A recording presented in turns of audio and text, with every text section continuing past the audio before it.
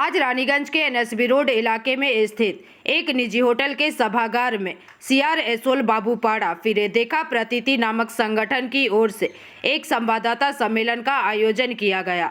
जानकारी के मुताबिक यहां पर संगठन के अध्यक्ष doctor Shubhanshu Samanta, advisory committee के chairman Anirban Ghosh, adviser committee member Rabindra Khaitan, कोषाध्यक्ष Debashish Mitra, vice president Kaustubh Saha, PRO Mainak Mondal, convener Surjit Das सहित संस्था के और भी पदाधिकारीगण उपस्थित रहे एवं इस दौरान संस्था की ओर से कुछ महत्वपूर्ण जानकारियां साझा की गई है।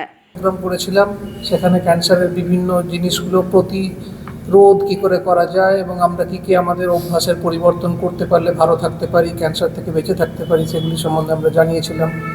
এবং অবশ্যই এটাও হাইলাইট করেছিলাম এই যে দৌড়ানো, মানে আমাদের যে মেটাবলিক হেলথ ডিসঅর্ডার সেগুলো আছে সেগুলো থেকে বেঁচে থাকার জন্য দৌড়ানো খুবই দরকার।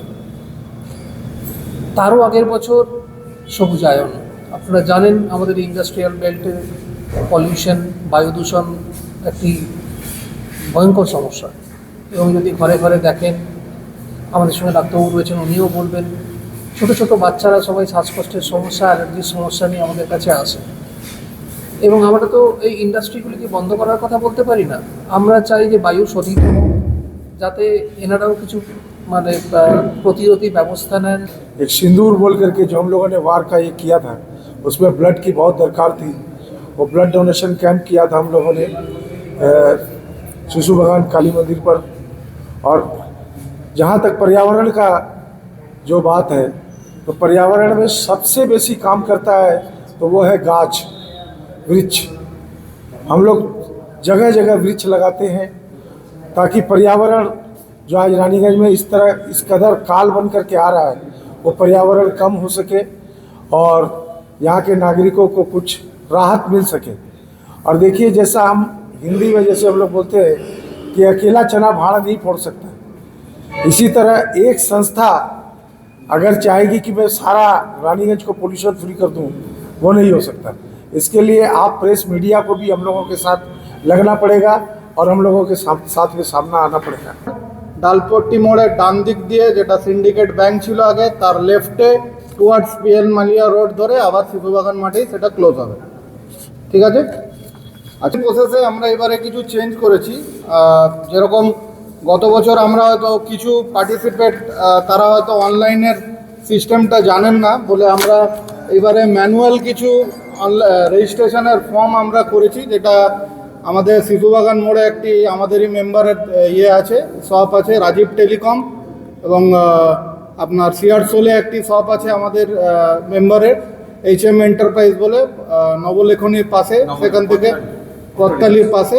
সেখান থেকে আপনারা যারা অংশগ্রহণ করতে চাইছেন তারা আপনারা ওখান থেকে ম্যানুয়াল ফর্মে রেজিস্ট্রেশন করতে পারেন। তাছাড়াও আপনারা রেজিস্ট্রেশন যেরকম অনলাইনের প্রসেস ছিল, সেই অনলাইনের প্রসেস থাকছে। আমাদের ওয়েবসাইট বা আমাদের সোশ্যাল মিডিয়া যা পেজ আছে, ফেসবুক পেজের মধ্যে আপনার আমাদের গুগল লিঙ্ক দেওয়া থাকবে, আমরা আমাদের QR কোড দেওয়া থাকবে, সেই QR কোড দিয়েও আপনারা স্ক্যান করে রেজিস্ট্রেশন করতে পারেন। আচ্ছা, গতবারে আরেকটি প্রবলেম আমাদের হয়েছিল, কারণ মানুষ তো ভুল থেকেই শেখে, তো গতবারে আমরা কোনো কিছু রেজিস্ট্রেশন নাম্বার বা জেনারেট করার কোনো ব্যবস্থা করিনি। তো এইবারে যে সমস্ত পার্টিসিপেন্ট যারা অনলাইনে এই ফর্মটি ভরবেন, তাদের কাছে দুটি কনফার্মেশন মেল যাবে।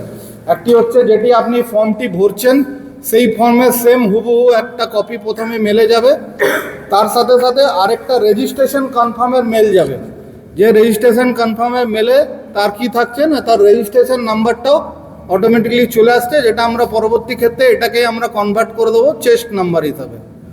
আর ম্যানুয়ালের যেরকম আছে, ম্যানুয়ালেরও এরকম কিছু চেস্ট নাম্বার আমরা অর্গানাইজ করব।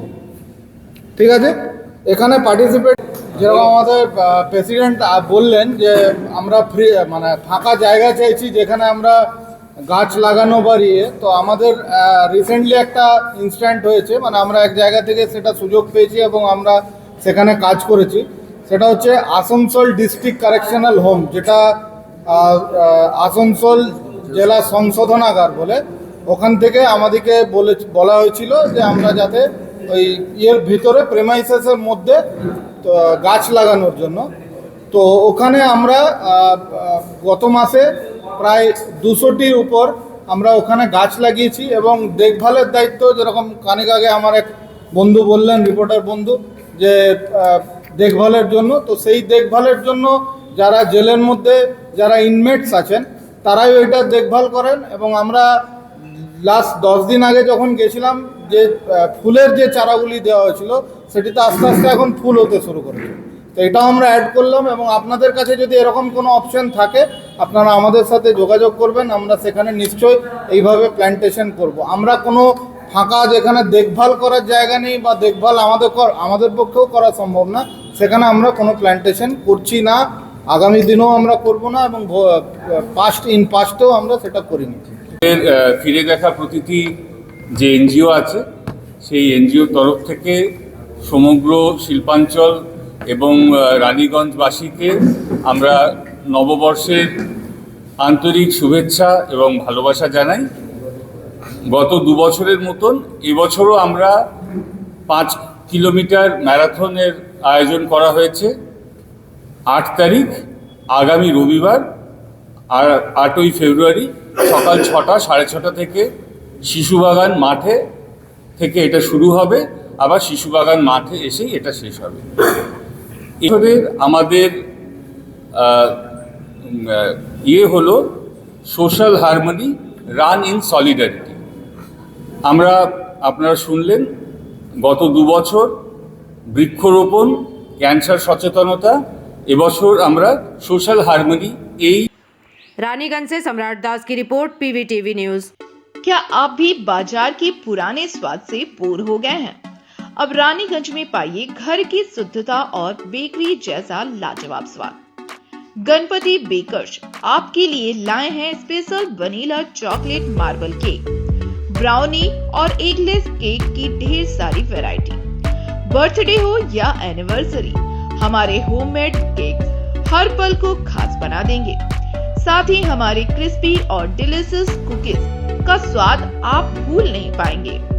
आज ही आए सोमा मंडल, चावला कॉम्प्लेक्स, स्कूल मोड़, रानीगंज, या कॉल करें 7602154501 पर।